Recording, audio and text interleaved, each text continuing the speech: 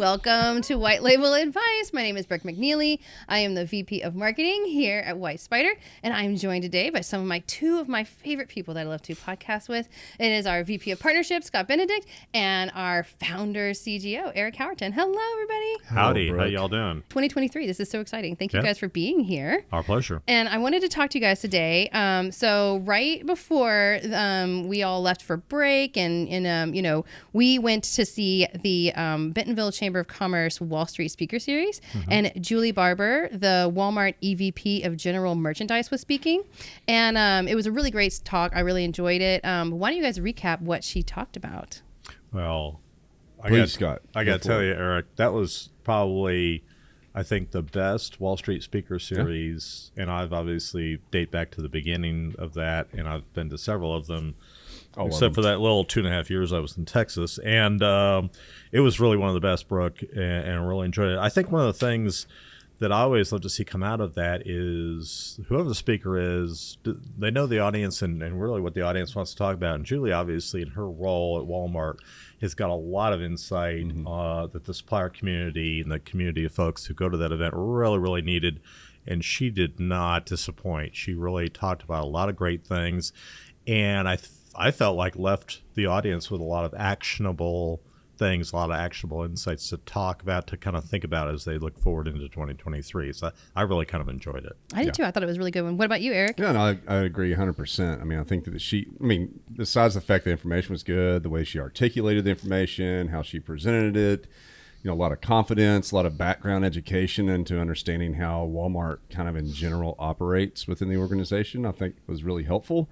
And it's also refreshing. I mean, I think part of this is the fact that the suppliers and the community haven't really been able to get back together because of the C word, COVID, right? Back in the day. You can say it out. You can say it out loud. Can I say it? Okay. Yeah. Worldwide pandemic. Yes. I really don't know, but I don't watch the news. So, but I mean, it was like a big deal. No, it was a big deal, and I did live through it. But I think that it was good, for the community, the supplier community, to just kind of re-engage with Walmart, and for Walmart to kind of show up and to start showing its, giving some of its transparency about what it's doing. I mean, it's desperately needed. Absolutely. Yeah. I also thought you liked it because she definitely called you out a couple times, because you get to go up on stage before they talk, and she said, well, Eric, you really hit the nail on the head, and so she said a lot of nice things about you, so I thought that's probably what you liked the most about it. So she wasn't apparently looped in on our efforts to keep Eric humble. She said lots of nice things, and we don't like to we don't like to go too far on that. I thought that was going to be your favorite part. Nobody wants to give me a compliment. God forbid that ever happened. Just like right now. But Let's you not got be a bunch. complimentary. She did a great. Well, I mean, it's easy. We do. Okay, so not to be self-serving, but we do hit the dead center zero of the target. I had somebody I was talking with. It's a industry veteran in the supplier community. I mean, very well respected. Everybody would know this person's name. But he used an analogy that I thought was excellent for kind of encompass what we've done at WhyteSpyder and what we continue to do. Some companies go a mile wide and an inch deep, which we've seen most of our competitors in the market, technological competitors, service competitors, do that. We went a inch wide, mile deep at Walmart.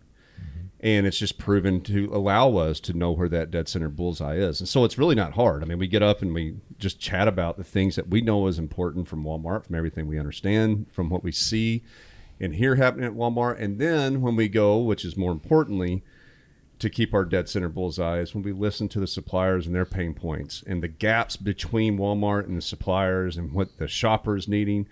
We're able to kind of bring all that together and give people proper direction, and so it's really not that hard. So, I mean, I'm honored that it did center bullseye, but it's because of the learnings of all the people at WhyteSpyder. I mean, we just keep driving, towards the right way. So Indeed. Sorry, we're right. Indeed. Sorry, we're right. Yeah. Sorry, not sorry. Apologize sorry. for that. Yeah. Yeah. You were doing so good until that last little comment there. I had to throw that in. Okay, that gives complete discredit to this entire video now. You're welcome. Thanks. Yeah. But back to the topic. I wanted to talk about, during her presentation, she talked about 4 focus areas for suppliers. Yeah. And I thought that was really interesting. And so I thought maybe you guys can go over what those 4 focus areas brands are. And it was in a nice big slide, and she went over each one, and it was just really, really informational. So Scott, what are the focus areas? So that's what I thought I'd do is let me list all four, and I want to start with this first one because I'm particularly passionate about the first one. The first one is proactive, honest, and transparent communication between the supplier community and Walmart. And so I'm going to come back to that in a second. Second was nail the fundamentals both in stores and Walmart.com. So it wasn't an or, it was an and. Yeah, was, and it wasn't just the word both. It was in all caps, which I thought. Yes, it was. I thought that was. Some of us have been making podcasts on this topic back when we were just friends. When I didn't work here, and we kind of said at some point in the future, everybody's going to get to that mindset, and we live long enough to get there, my friend. Still alive. Three, partner with us to fight inflation by removing inefficiencies, and that's important in the current environment as well. Number 4, make an impact for the greater good. So I thought, first of all, that's 4 great points, and it's very actionable for everybody in the room, both on the Walmart side and the supplier community. There's proactive, honest, and transparent communication. Eric, you kind of alluded to the fact that our role in this business, we have a lot of open, candid, honest conversations with our colleagues within Walmart and our clients within the supplier community. And occasionally, you kind of want to bring people together and go, okay, you told me this, let's talk about how we drive things forward. But as an ex-buyer and an ex-Walmart associate, that's one where some of the best supplier relationships I had as a merchant with our brands are where those brands felt like they could have candid, constructive, honest conversations. And it got to the point that I ended up as a buyer with a cadre of my suppliers for whom I really look to for thought leadership, guidance, and occasional candid feedback, because the suppliers have a stake in Walmart's business, just like Walmart has a stake in Walmart's business. And colleagues have to be able to have that candid feedback. I think you've missed an opportunity in this category.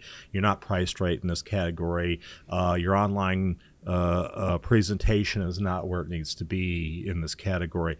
Those are good, constructive dialogues, and I think both Walmart and the supplier make each other better when those dialogues happen, right? So I particularly love that one. Yeah. Why is it beneficial to the supplier to be open and transparent with Walmart? Like, how does that help them? It's really a matter of the suppliers know their categories, know their products, and know the broader market in their particular part of the retail business. And those insights, when brought to a Walmart merchant, a Walmart leader, in context and in the spirit of trying to improve the business together, are really, really valuable. And that's how they become that trusted resource on the part of the Walmart merchants, whether it's the buyer or on up the leadership team. So I think that's part of why that's really important, Brooke. All right. Eric, you have anything to add? Yeah, because I kind of take it as well. I mean, it's proactive, honest, and transparent communication. I think that's a two-way street, right? And, Scott hit on the suppliers and the value of that transparency from the suppliers to Walmart. But I also think that there's one from Walmart back to the suppliers, which is desperately needed. And I think that all suppliers would, are optimistic that communication line will continue to expand and become more apparent and transparent from Walmart. I mean, what I've seen in the last few years is Walmart is really digging down. And it's not a matter, from one of my conversations with Walmart, it's not a matter of they don't want to be transparent. Is like there's just not enough time almost to be transparent. I mean, they are literally changing and adapting at such a rapid pace, and being as big as they are with so many different folks that are leading different initiatives, it's difficult. I mean, It's literally a challenge for Walmart to communicate, with the complexities of the environment and the complexities of the organization. But I will say that just in the last, number of months that I've heard that common thread statement going across multiple different departments and organizations, that they recognize that there needs to be more communication, more transparency. And I think that this talk that Julie did is a representation of that communication starting to kind of increase within the community. And I think that's a really big deal. Yeah. I also think it sends a message internally to her team at Walmart that when you've got someone who's got something to say, give them the hearing, give them the fair opportunity to speak, even if it's either a tough truth or maybe it's not 100% accurate, it's their perspective.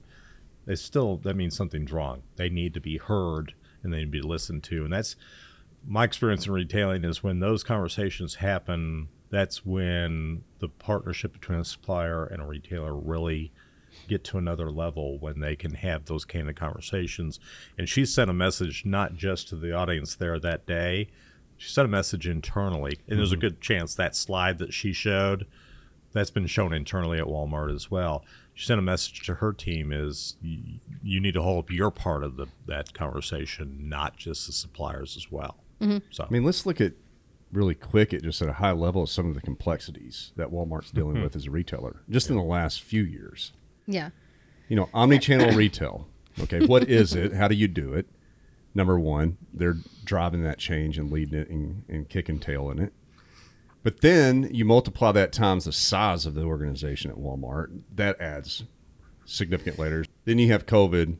Then you have the economy, right? And I mean, there's just so many complexities. And then you have competitors, right, that are taking certain market shares, and then you have changing user behaviors and technological changes. I mean, this is no easy feat, right? And I think that what Julie also demonstrated is not only did she say this is one of the focuses for suppliers, but then she demonstrated that by being honest and transparent about certain things that Walmart is facing, right? And then even she mentioned a couple of little small, I'm going to say small, but failures that within the organization that just demonstrated, hey, we've faced this obstacle. We didn't do what we needed to do, but looking back now we've learned, and so let's do this better going forward. But hey, it's out there. And it's almost like, I think that Walmart is needing the suppliers' help, obviously, to build this plane while they're flying. I mean, it's a massive undertaking. And I think that the community of suppliers and Walmart can come together for the greater good of the customer. We have the gold mine win right there. Absolutely. That's the answer. By the way, they're not failures; they're opportunities. Opportunities for improvement in Walmart terminology. Did you know that? There we go. Now we know. Now I definitely know. I got busted out in a recorded podcast. I caught you on that only one. Looking for opportunities. It's an to opportunity. Improve, not it's failures. not a failure. Yes. I love failures. There right? you go. Failures are good for you because they're opportunities to improve. That's exactly right. Opportunities to improve. Yes, that's why. I'm a failure. No, I am. It's a great opportunity. You're just a giant opportunity. I'm a giant failure with an opportunity to improve. There you go.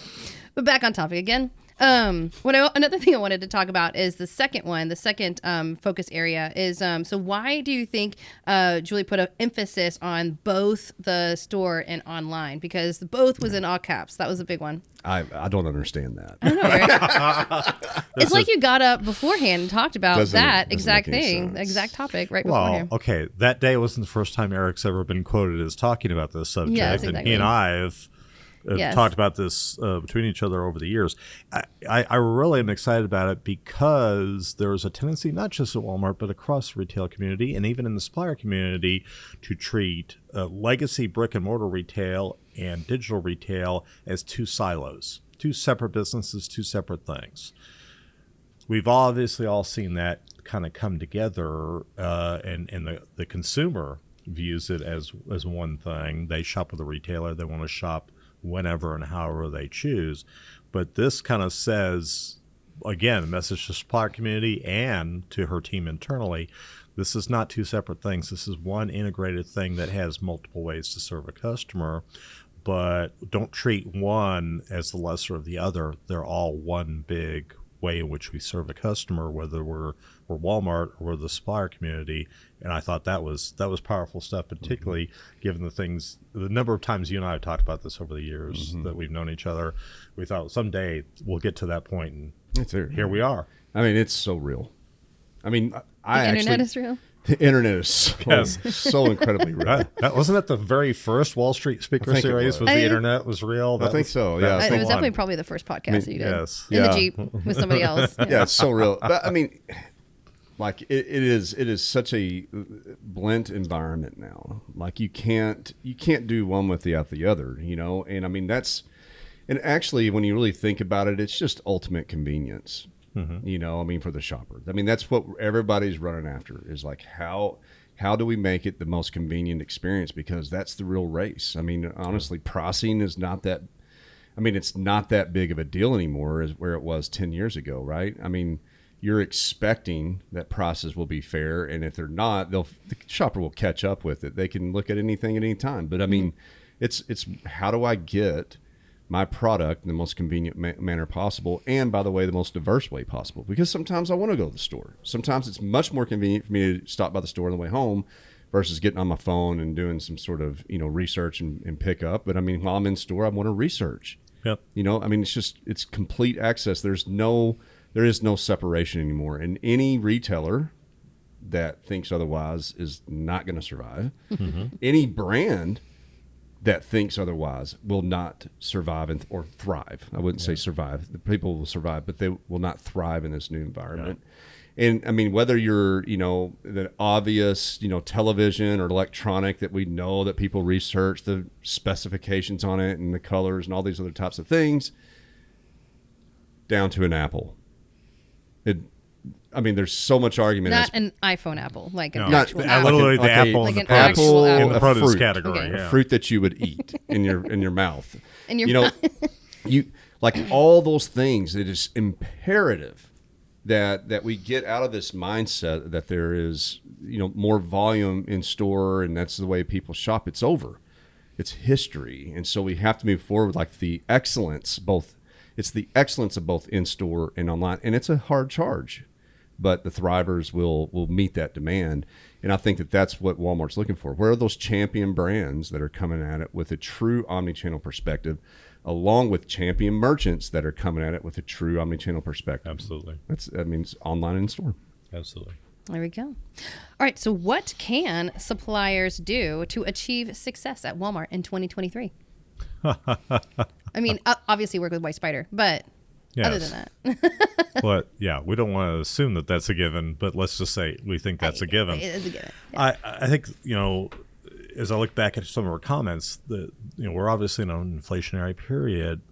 And one of the things I can tell you that I was taught as a Walmart and Sam's Club buyer is to challenge when a supplier comes at you with an inflationary price increase.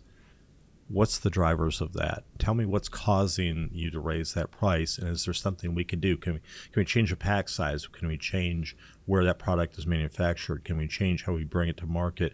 Can we do things to try to mitigate that? I think that one's critical because the Walmart shopper is obviously, you know, pressed by inflation. Inflation impacts them just like it does the broader population, but also to look forward and say, how's the consumer shopping? They're shopping in an omnichannel fashion, an omnichannel way. Where a transaction begins and where it ultimately gets completed is not the clear linear path that it was back in the day. It could start on a mobile device and in a physical store, start in your desktop computer, end up with a store pickup order. Are you ready for that? Do you have a strategy for that? I think those two things really kind of jump out at me. Mm-hmm. What about you? I think that, you know, her focus on the fundamentals, you know, before she mentioned about for both online and in store, I mean, those fundamentals are so important. I mean, we've actually, one thing we need to understand is that the fundamentals of just in store have changed. Mm-hmm. And the fundamentals of just.com at Walmart have changed. And not only have they changed, but they're changing as we're having this podcast, and they're going to be changing tomorrow and every day going forward. So there's not a fundamental strategy of set it, forget it. I've got the fundamentals nailed. It's an ever-growing, increasing, you know, incessant need to focus on those fundamentals. And I mean, just the taxonomy of the digital catalog is one fundamental that you need to have down. You know, my quality score, my style guides, my attribution, is it as deep in as far as it can get for the benefit and value of the Walmart customer? And just focusing on that to focusing on supply chain logistics, you know, and et cetera, all those fundamentals that go, but recognizing that this is an ever-changing market, and that focus on the fundamentals is, if you're relentless in that, you're gonna do a lot of great wins. I would also say, if I were a brand, I would come to Walmart in that transparency and honest conversation and say, I am here and I'm committed to win at Walmart. I believe in Walmart's omnichannel vision. I am going to come with some innovation. I am bringing new marketing ideas. I'm bringing new product ideas to fit the new customer that's out there. And I'm not just going to do it one time and plan it right now for 2024. I'm going to be doing it all the time. I am a champion hero supplier that understands omnichannel. And I also, by the way, understand that Walmart, that you're of the greatest, you're facing the greatest change of all time in retail. Yep. I, as a supplier, I'm going to commit with you to go down that path because I believe in what you're doing. And thank you, by the way, for selling millions of my products or the opportunity to sell millions of my products. If I'm just a small brand all the way to the largest brand in the world, that commitment as a supplier and a brand coming to Walmart in partnership, just like Sam Walton on the Buffalo River, right? Smallmouth fishing. How do you partner with it? Genuinely partner for omnichannel retail? That's the question to ask. Yeah. One thing I'll tag on real quick, Brooke, to Eric's really good points is, do you have a plan and a strategy for your business, or are you reacting? In other words, one of the things that they used to challenge us as buyers within Walmart and Sam's Club is, are you running your business? Is your business running you? In other words, are you constantly reacting to things? That mirror applies in the face of the supplier community as well. Do you have a plan on how to address the biggest opportunities in your business going forward with Walmart, or quite frankly, in any other retailer?